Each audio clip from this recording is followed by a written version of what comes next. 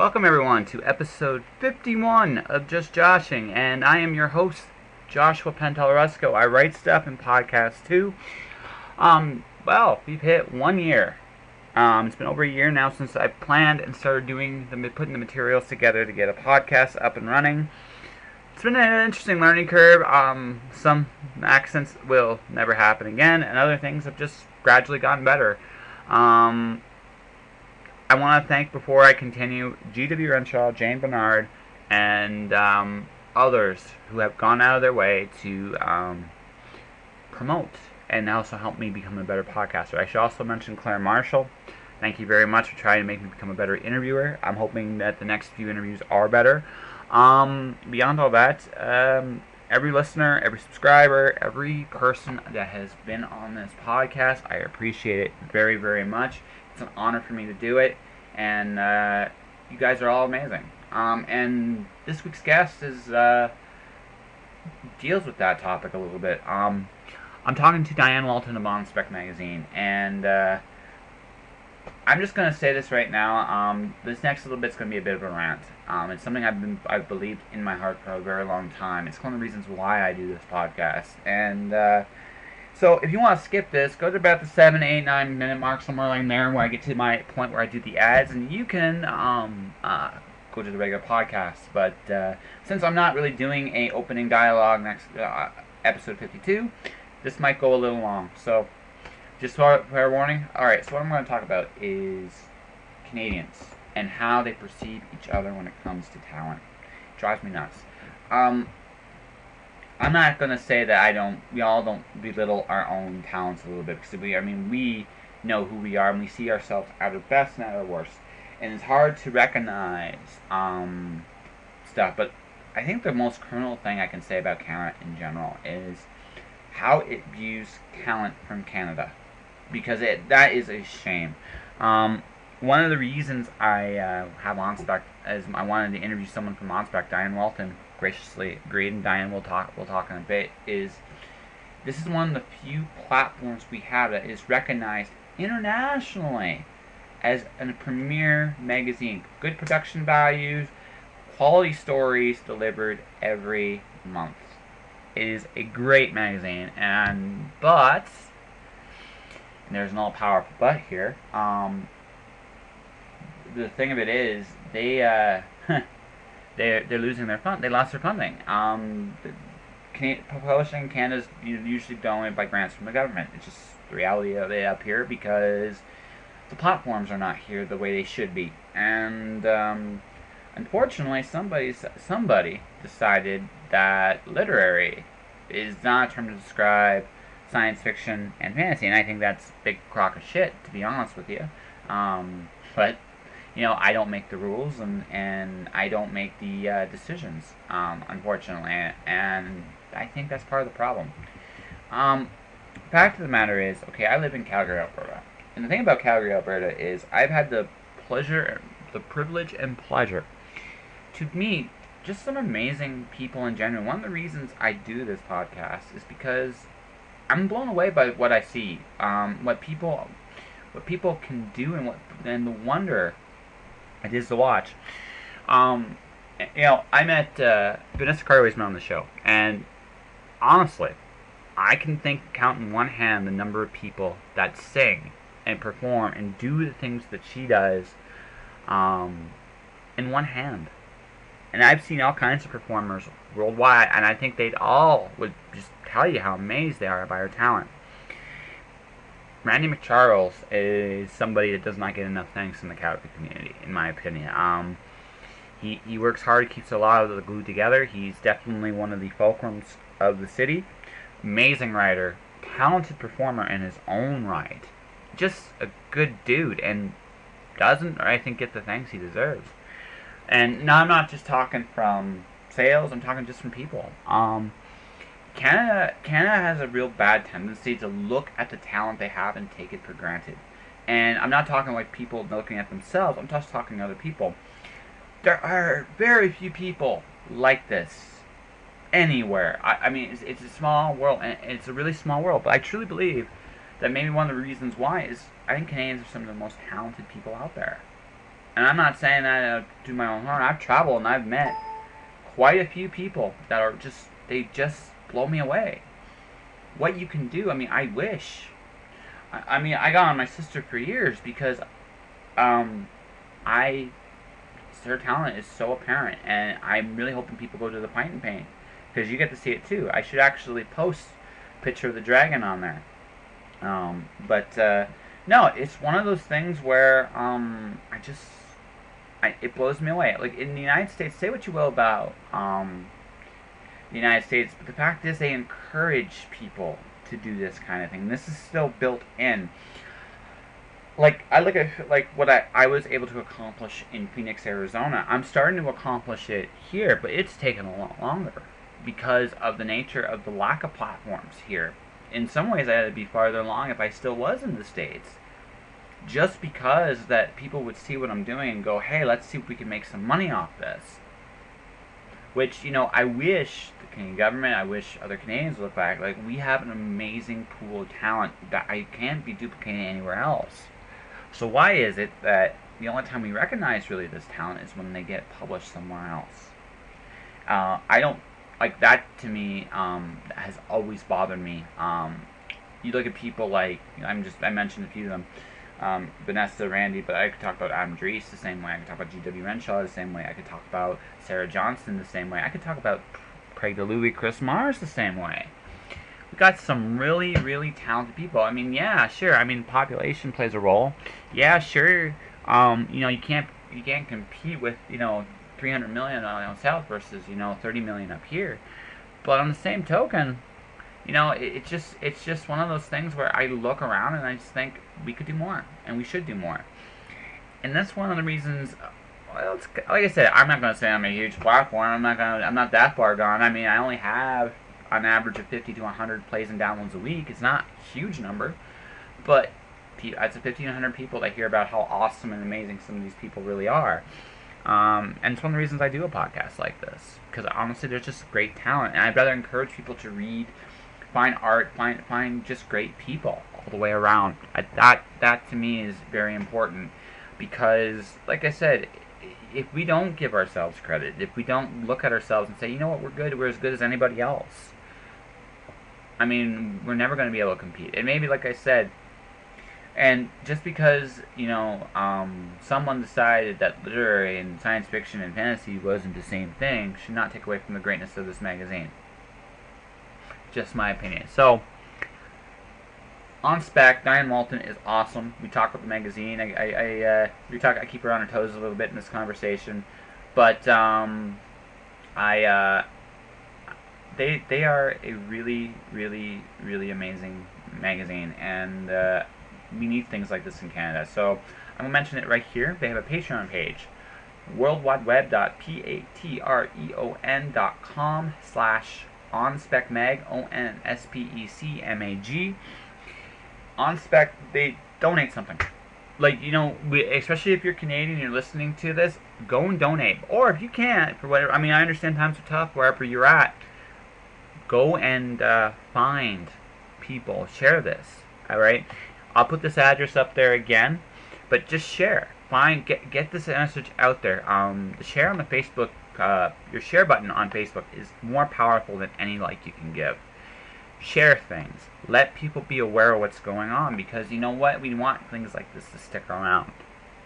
Alright? That's the reality. And the only way it's going to stick around is, people are willing to invest in it. And if nobody else is going to do it, we have to do it ourselves. Alright. I'm going to go off and we're going to put the interview up. But before we continue, I just want to say it's been a year. It's been good. And I want to thank everybody one more time. It's been great to have you listen. I would, you know what, if you want to subscribe. You can subscribe on iTunes. You can subscribe on Podomatic. Just look up Just Joshing. Alright, talk to you in a bit. Tired of buying t-shirts, coffee cups, and other memorabilia that all podcasts seem to have? I sincerely hope not, because I'm jumping aboard this gravy train right now. That's right. You can be the proud owner of a Just Joshing t-shirt, photographic print, and coffee cup at my Redbubble store. Redbubble has one-click ordering and will ship anywhere in North America. check out http://worldwideweb.redbubble.com/people/jpentellaresco for more details. Putting this one on right now. So I won't say anything nasty about anybody. You say anything you want. I don't judge you. You can say nasty things about me. I can take it. There's a point where I weep on the show, ladies and gentlemen. It is because Diane made me cry. So let's introduce her properly. This is Diane Walton. I don't know what her official title is. What's your official title? My official title is managing editor of Onspec Magazine. That's right. Yeah. Now, to those of you who are not aware, Onspec Magazine is Canada's best short fiction publication, and arguably one of the best in the world.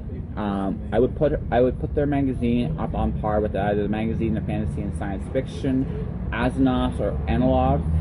High quality production values, amazing stories, amazing content. James Beveridge has done a fair share of covers for you guys. I know for a fact, and others as well.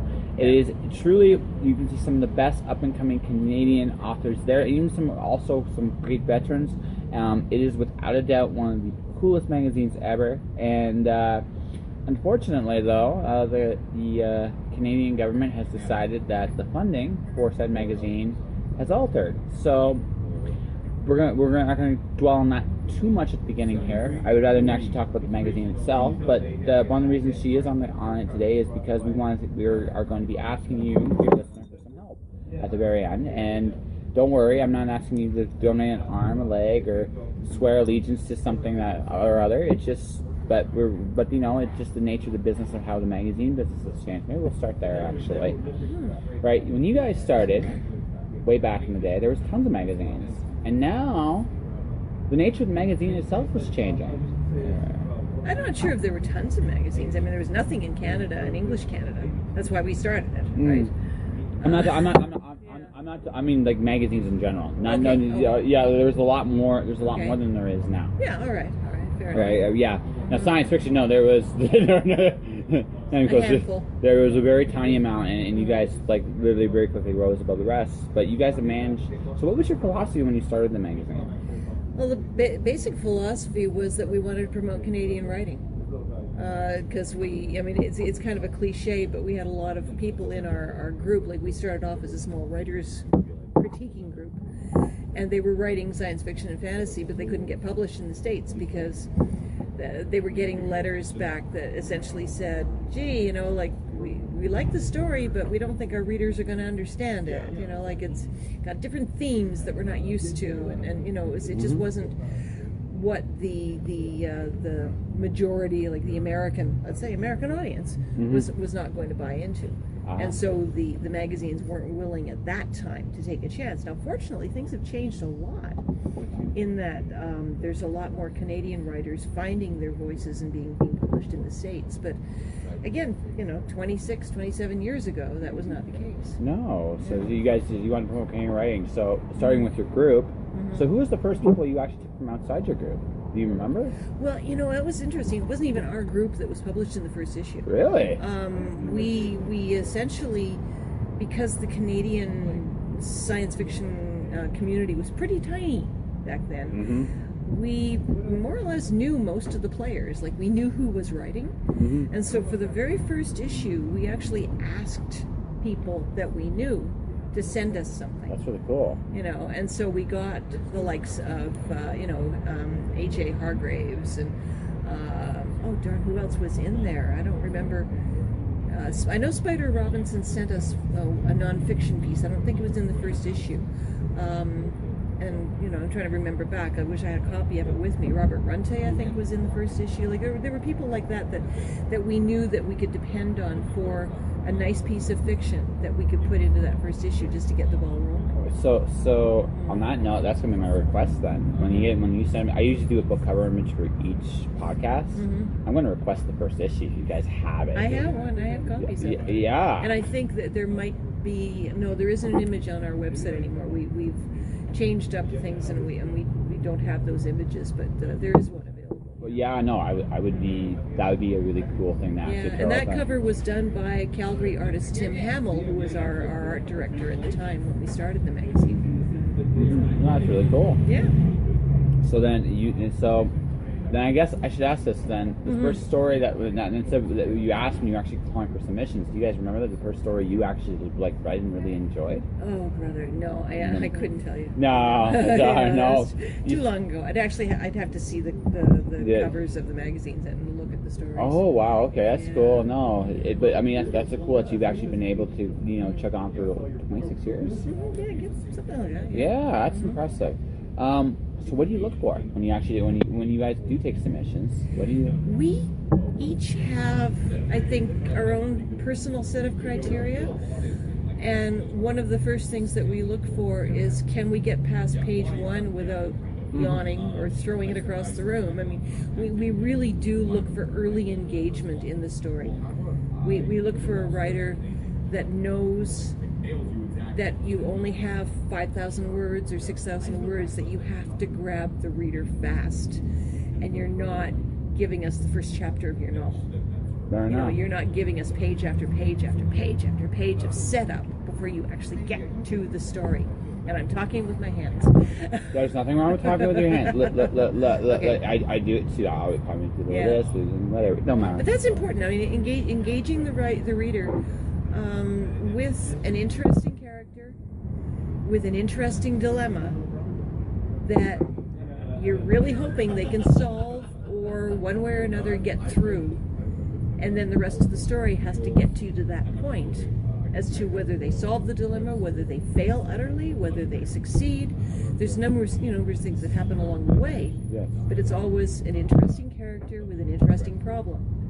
Yes. Otherwise, what's the point of writing a story? Absolutely. Yeah. And especially with the short story thing, because I've tried writing short stories. They're hard. Mm-hmm. They are actually very hard to do well because you only have so much space to squeeze it in. But really, if I had an extra 100, no, you don't have those 100. No, you don't. That's the thing. You just definitely don't. No, the number of stories that we've rejected where we've said, look, your first 5 pages are all preamble. Mm-hmm. Your story starts on page 6. So go back and either write a novel or write us the story that starts on page 6. And there's some stories that we've received where the story actually starts on the last page. Yeah. Oh no, it's a common error. I know I've done that a few times when I've done short stories. I got to the point where I was confident at where I know that the publisher read the manuscript, because you can tell, because fingerprints are a beautiful thing on an actual, like back in the days when you submitted, right? And you can tell when they actually read the whole thing, because if there's a fingerprint on every single page, they actually read the story. Yeah. You might still say no even when they read the story, but at least you got somewhere when. That's. Yeah. And to be fair, I mean, each of my editors, I don't force everybody to read the stories all the way through. No, you can't. If you've got 400 stories sitting in front of you, or 100, or whatever the case may be, we've been in the business long enough that we can tell by at least the end of page 2 or page 3 whether something is going to happen that's of any interest in the story, whether there's a protagonist that is sympathetic, that somebody that we really, really want to know what happens to that person. And if we can't say yes to any of those questions, then it stops right there. Absolutely. We can't read further. It's a waste of time. Yeah. So we'll skip to the end. Yeah. And if the end is like, oh yeah, I knew that was going to happen, then we at least have some way of saying to the writer, look, your story is predictable. Your story needs a stronger protagonist. It needs this, and we try and pinpoint the things that the story needs. Yes. If we're in a position to give them any kind of a positive critique, and sometimes, again, to be fair, if we don't think the writer has the chops to even pay attention to that kind of critique, we might give a little bit less than that. We might say, okay, look, it doesn't meet our needs, or it's just a one-line thing, like it's more plot-driven than character-driven. And if they understand that, cool. If they don't understand that, they better take a course. Well, yeah, absolutely. I mean, it's also a very common error, because there's one thing to develop a good character. Because a good characters are people you can connect with, whereas if the character just serves a plot, right? That's that's sometimes tough, because you might fall in love with your plot device. And I've seen that in quite a few. I think my favorite in a novel was Jubal Henshaw in Heinlein's stuff. Heinlein fell in love with that character. Yeah. And you could tell there's a point where he was just like, I really like this guy. And you're like, but he's not. not a main character. Why are you going back to him again? But it's the way it goes, right? And we're not, like, to be fair again, we're not in this to injure anybody's ego. Oh, absolutely. No, that's we're not in this to try and damage a writer. I've had writers come up to me. In fact, I had somebody come up to me yesterday or say to me last night, "You rejected my first story, but you gave me the impetus, I guess, to fix it, to look at my writing more critically, to go on and do something else, and to the point of becoming a published writer." And I thought, wow, like that's kind of flattering. Just because, okay, I was rejected last year. I made an agent pitch. Mm-hmm. She liked it. Yeah. And she rejected me. Yeah. But she wasn't, like, the thing is, rejection's part of the business. No, it's a big part of it. No matter how big and successful, Rob Sawyer still gets rejected every year. It doesn't mean that he did a bad job. It just wasn't what everyone was looking for. It's business. It's part of the game. Yeah. It doesn't necessarily mean, though, it's over because of a rejection, right? Only one magazine have I ever submitted to in Canada. They ever told me, "Hey, you can't keep submitting here because the more we see your name, the less likely we're going to reject this." I've only seen that once. Wow. Yeah, I stopped because there's no point, because if that's the case, then it's not conducive for me to submit to you. That's how I looked at that, right? A rejection is but besides all that, that's my worst rejection story, like the meanest one I've ever had. Whereas the best one I ever had was from the agent. She goes, "You need to work on some things. You have great ideas. You need to work on some things. Take the time to work on it and come back. I have an invite to submit something else to her at some point down the road." That's good. Yeah, and that's not a bad thing. She's saying, "You're not ready now." Yeah. That's not a terrible criticism at all. And that's the thing. Rejection, writers, okay, especially because it's easy to get trapped in your head, because you write a story, you might think it's good. There's always that, I find out that I'm a better writer, there's always that doubt if it's really good, and now I see stuff that pisses me off after the fact. It's like, oh, I can't believe I missed that. Yeah. Right? Exactly. Right? But I think that's part of the growth of the process. But you expect it. It's actually healthy to have an outside voice go, okay, this is good, this is good, this is good. And I realize it's not realistic to do to critique a piece of work. You just have too many submissions. You can't. We haven't got the time for that. No, but that I wish I would. I mean, again, this is a budget thing. Like that it would be an invaluable thing for not just writers, but you guys too, because you can actually figure out who's developing and who's not, instead of like, oh, I think I've seen that name before. What the heck? Right? Yeah. I mean but again, I know, I get it. It's budget, and it's unfortunately a limitation set on the way it goes. But anyway. And we're not really yet in a position to even give a business, like a service of critiquing stories or mentoring. I mean, that's just one of those things we can't do. No. Completely understandable. Yeah. I know. Again, it like I said, perfect world, but it's not a perfect world. You're in the business of selling stories. That's what you're in the business of doing. Yeah. So you want the best, and you expect the best, and there's nothing wrong with having that kind of expectation every month. That's why your magazine is so good. It's part of the reason, anyway. So, going forward here. Now, again, I'm looking at now. You guys, you were talking about like stuff like podcasts, not being current with that kind of stuff, and I remember I was giving you guys great. Why the heck didn't you not mention your Patreon page on your business card? Right. Yeah, like stuff like that.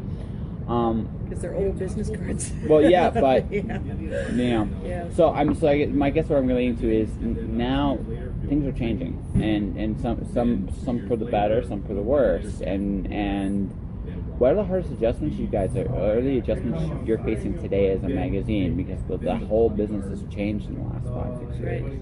So what are some of the challenges you're facing? Well, the challenge, again, like you say, the challenges have always been how do we get the most bang for our buck? I mean, how do we get more people to know that we exist? In spite of the fact that we have like loyal readers, we have people that start subscribing and continue to subscribe year after year after year after year. And I'm sure they talk to their friends about it, but maybe their friends aren't science fiction readers. It's very isolated because we don't really I guess appeal to the fandom community as much as we appeal to readers who in most cases are just in their own little world and don't necessarily have their own social media outlets where they can say, hey, I've just read this great magazine, and that kind of thing. So there's a lot of things we can't force people to do. Mm-hmm. We appreciate it when people say things about us and tell us that they said things about us. Yes. But in the meantime, we haven't got the advertising budget to be able to buy an ad in a target market where we think might work. And yet we have had ads in Locus, we've had ads in convention newsletters, which we try to get some ads in convention program books, just because that's, it's the crowd that we're aiming at. Absolutely. But there's also other people that we'd really like to get to, and we just have no money to do a splashy ad campaign. Well, what about your social media? Like, how are you guys coming along with that? It's limited in that we do have the Facebook group, we have Twitter. Apparently Barb just started Instagram yesterday. Well, so. I wonder who suggested that one. I don't know who would have suggested that. Yeah. And I have much to learn about it, to tell you the truth. But we do have, like, our website guy, Brent Jans. He's been doing a lot of work with Twitter. Like, what'll happen is that I'll in my travels, I'll find something interesting that has a kind of a connection to Onspec, and I'll say, hey, Brent, can you tweet about this? And so he'll fire off some tweets. Yes. And we're trying to do that more frequently, more often. What? And get some information. And also, if we acknowledge that maybe one of our writers has had something good happen to them, mm-hmm. then we'll mention that in social media. So we do that, as much as we can on Facebook and Twitter. No, it's fair. Okay, this is going to sound like a broad question, but I'm just curious. We're going to go back to social media when I finish this question. Okay. What interests do you guys have, like in terms of research, and do you guys have time to be current with, like, things like scientific progress, advancement, things like that? I'm going back to social media with this. I'm just asking this I do have a reason. I personally don't. Yeah. Okay. Barb has more of a science background than I have. I think Anne is more involved. She's more interested. And Constantine's a teacher, so he's on top of a lot of things. But he's an English teacher, but he also well read. So it's sort of an individual thing for each one of us. Okay. Yeah. I'm sorry. If I'm stepping on your toes, go ahead. This is no. interesting because it's not stepping on my toes, but it's keeping me on. No, it's because what kills me about a lot of science fiction magazines personally, mm-hmm. And again, some of it, I completely understand, you have budgetary limitations, things like that. I'm not even taking those into account. Mm-hmm. I feel like science fiction as a genre should be more cutting edge on the changes going on around them, mm-hmm. because you guys, or not even me, like, we are the genre that asks the question, what if? All the time. What if this happens? What if a virus makes everybody live forever? What if the nanobites really do take us over and turn us all into zombies? What if we discover another planet that was invisible to us? Like we are the science, we are the fiction that explores possibilities more than I think any other genre. Right. Period. Mm-hmm. But yet, and it's not just you. My experience is fiction, same thing. I can list the whole gambit of them, right? Right, except for maybe some of the online ones like Beneath Blue Skies. They don't talk about, like, something like one of my clients does when I'm a publicist. He always tweets about the stuff he researches, the stuff that actually ties into the things, like that they're doing. Let's say you have a theme month, like you're talking about outer space. Like, it'd be really cool as just a fun thing, even if it's just on your website, or even if it's or just on your Twitter or your Instagram, mm-hmm. right?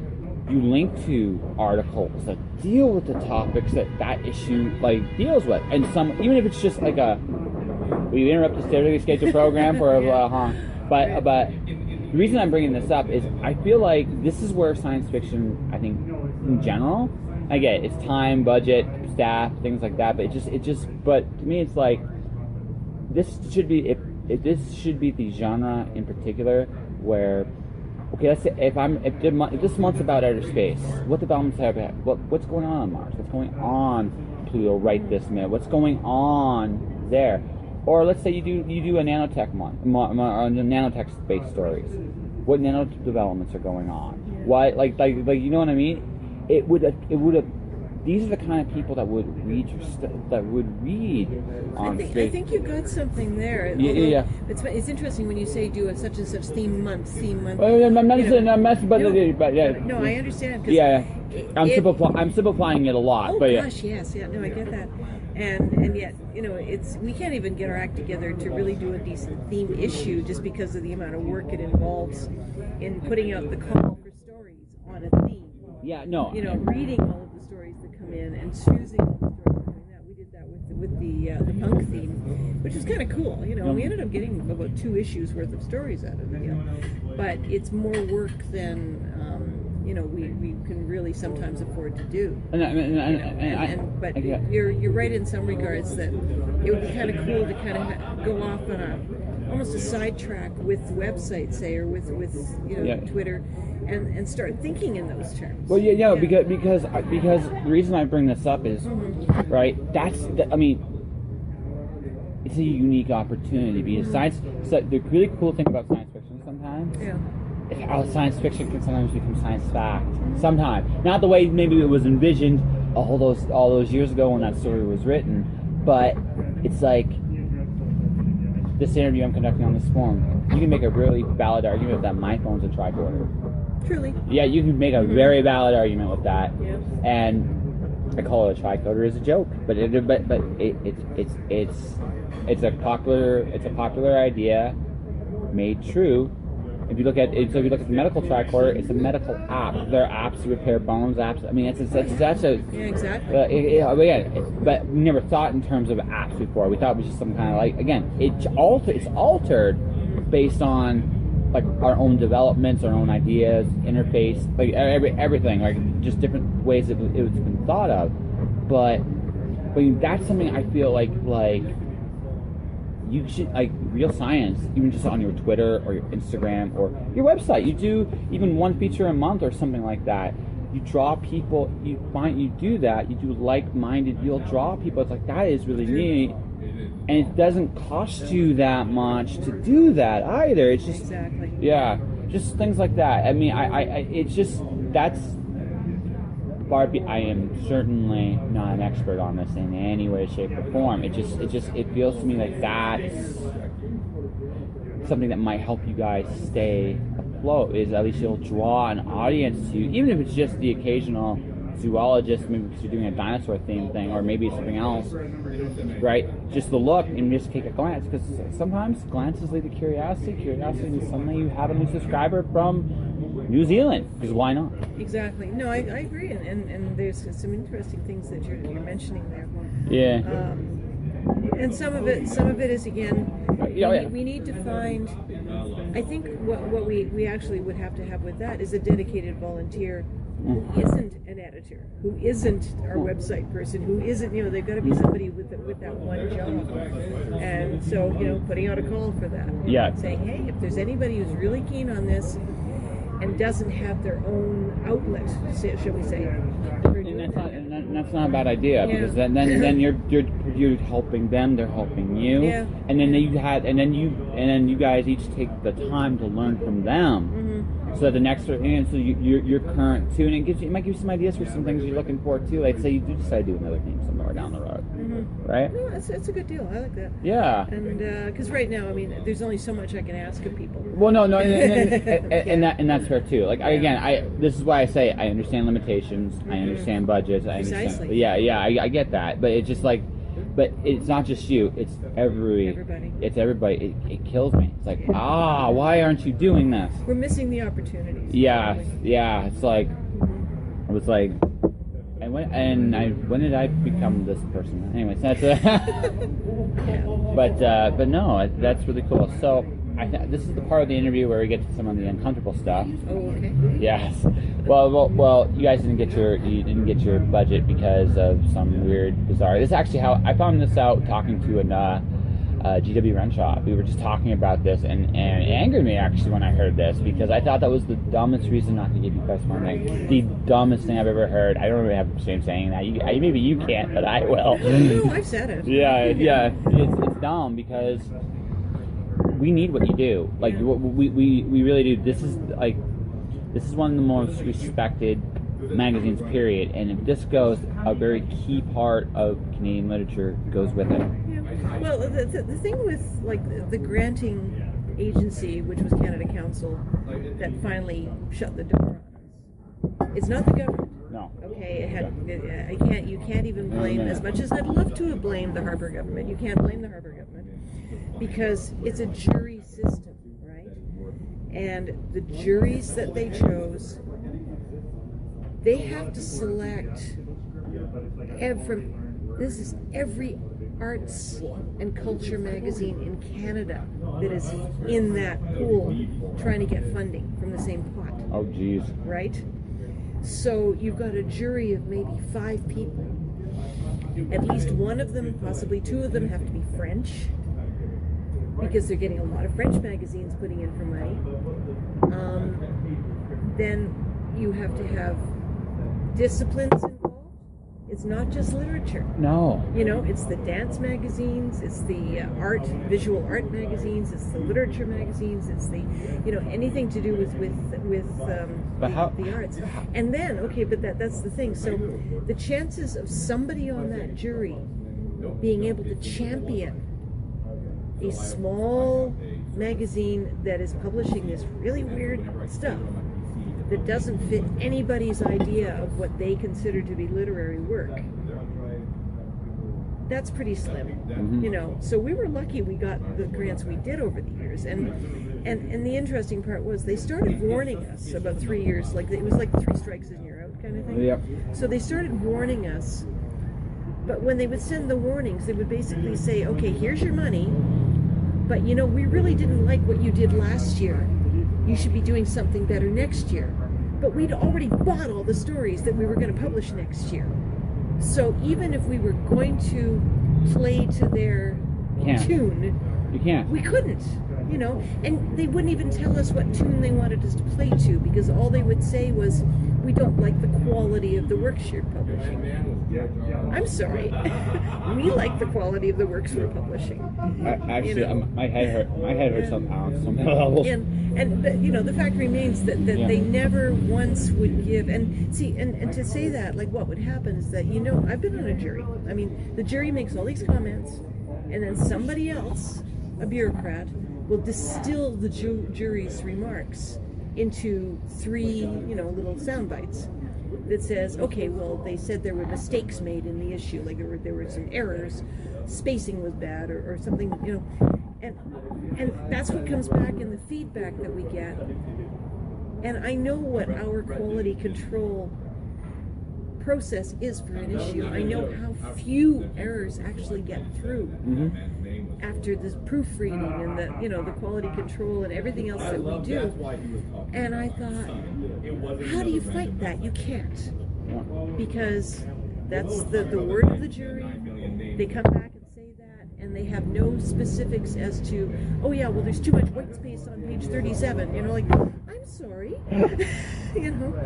But I've actually put magazines together, so I know exactly what you're talking about.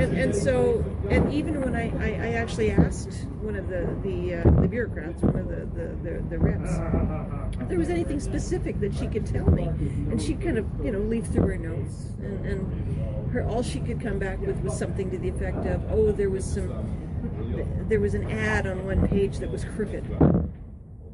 And I thought, okay, like, I'm sorry, that's. I actually think the idea that 5 jurors determine the fate of all the arts in Canada absurd. Yeah, but that's how they have to do it. I mean, it's a peer jury. No. They check that, they select them from what they have as a pool. I mean, I could have applied to be on a jury. It wouldn't have been magazine jury, but I could have applied and put in my name to be, because that's how they get people, right? Yeah. You say you are willing to give up the time. And I don't know if they fly these people to Ottawa. I have no idea how they do that part of it. And I was actually asked, if I wanted to be on a Canada Council jury at one point, but I said no. I just don't have the time to read anything or look at anything that I would be able to judge fairly. Okay. And but so the juries, and they publish the juries a couple of years later, like they say who the juries were. And looking back on the juries that were the ones that were kind of negative about us. You get a juror who's like a professor of English literature at some obscure, well, not obscure university, but you know, a university in Canada, who happens to publish in the department of that university a poetry journal. Whoopee, you know, like, and this is a person who's telling me that the stories that I and my editors pick are substandard. So, you know, again, it's a losing battle, and no, there's no point. You can't fight it. You can't fight it. You know, really, you can't. I mean, that's why the Alberta government grant is, yes, they look at the quality, they look at the magazine, they see it, but they also say this is an arts, cultural industry endeavor in our province that champions our province. It shows that Alberta produces something of this quality, and then they look at it and say, okay, you know, how much did you spend last year? We can judge it by, you know, give you a formula and say, okay, this is what you'll get this year.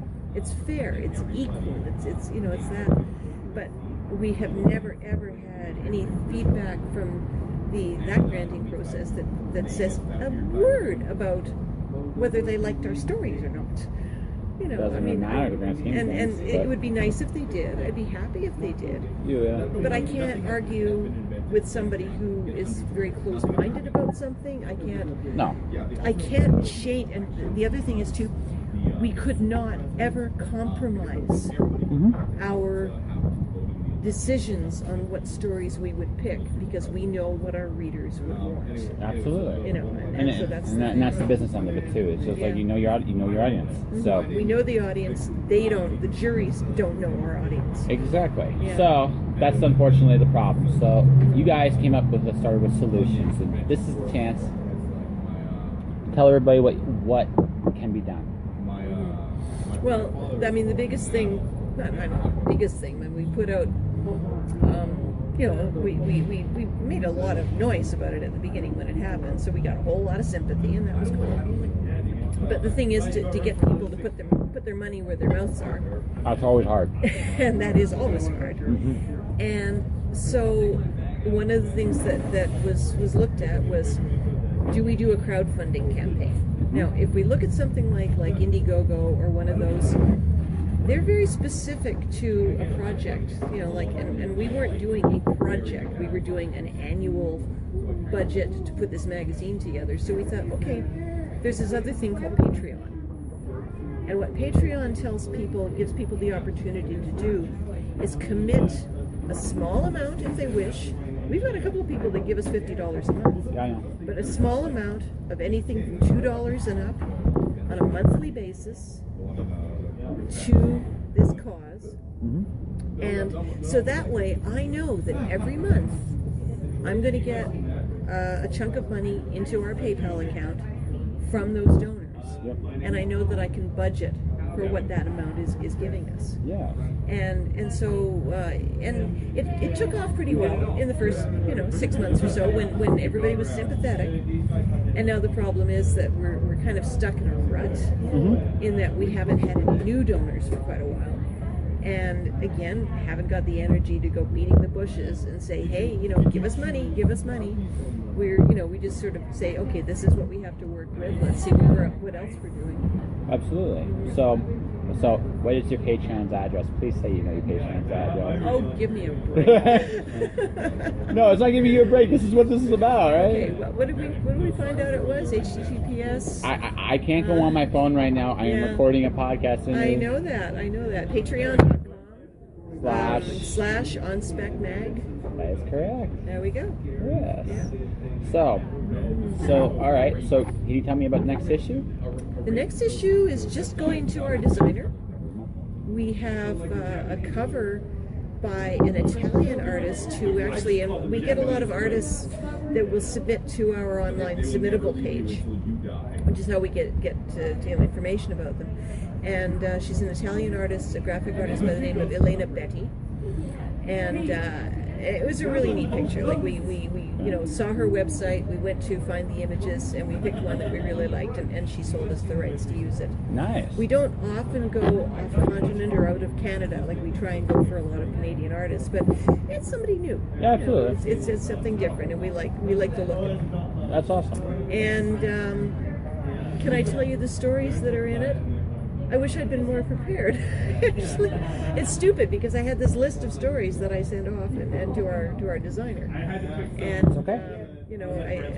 I can't remember off the top of my head, and it's very embarrassing. I apologize to all of our writers. It's okay. No, it's okay. It is, but it's not. You're new to this whole podcasting thing, right? So it's good. Yeah. Well, ladies and gentlemen, the magazine is Onspec. Your Twitter handle is. It's at Onspec Magazine. Onspec Magazine. Yeah. Your Instagram is. I don't know. I don't know if Barb did an on-spec one or whether she did one for herself. Okay, yeah, no. Yeah. So when this interview airs, you're going to give me all this information by email, Okay. so I can promote this properly at the end of the episode. Fair enough. Right. That way I can help you guys out as best I can. But I want to say on the air, thank you very, very much for actually doing this. I am a big fan. Thank you. I'm a big fan of the magazine, and I hope you guys are okay with my little bits of comments here and there throughout the year. We need it. I mean, Yeah. we need it to keep us honest, if nothing else. Yeah, exactly. All right. So we talked about it. And I want to thank Diane very much for her time. Listen, check out Onspec's Instagram. Sorry, I'm looking at it. I tried to find their Instagram, and, well, that's okay. Another time, another place for that. Go to their Patreon page, which is http://patreon.com/onspecmag. ONSPECMAG. And donate something. Just $1 is all they really are asking for.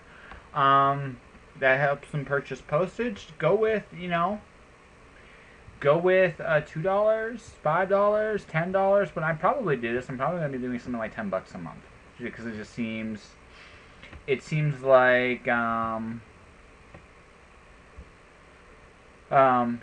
just something that I feel that needs to be done. Because I said this at the very beginning, Canadians don't seem to have a platform to perform up here, and most of us would love it if we did.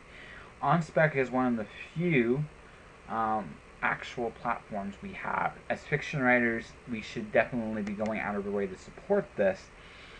I would go one step further.